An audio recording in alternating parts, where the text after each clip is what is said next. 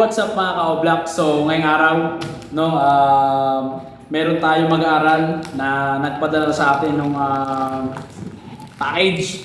No? Akala ko nga ay cookies o chocolate. Kasi kulay chocolate eh.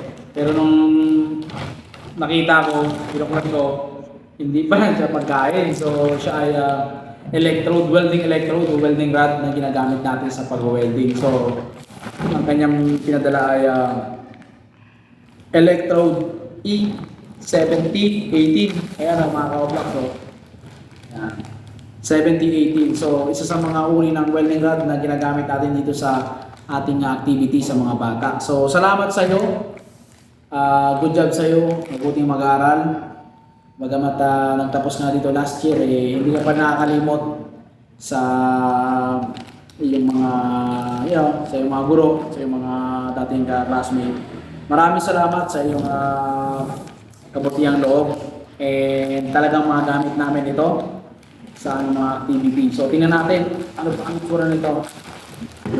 Ayun. Ito siya mga ka-Oblak. So, ayan o. So, medyo matataba siya mga ka-Oblak. So, malaki yung size niya. Kaya, mapapalaban dito yung ating mga grade 11, grade 12 welding student. Kaya, tingnan natin sa susunod na pasukan. Alright?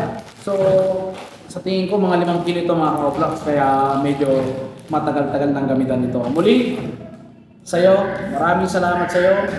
Nawa ay makahanap ka ng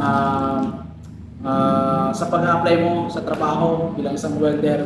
Alam ko na matatanggap ka sa iyong trabaho.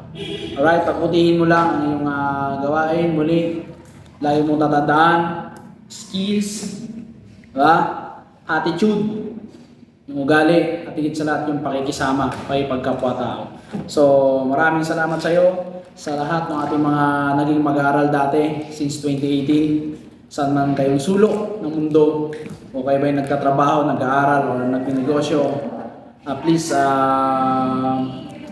pagparamdam kayo at kahit pa paano yung makapagbalita naman kami, tayo mga ka-Oblak. So maraming salamat sa iyo. Good luck sa iyong pag-apply. Alright, and let's go!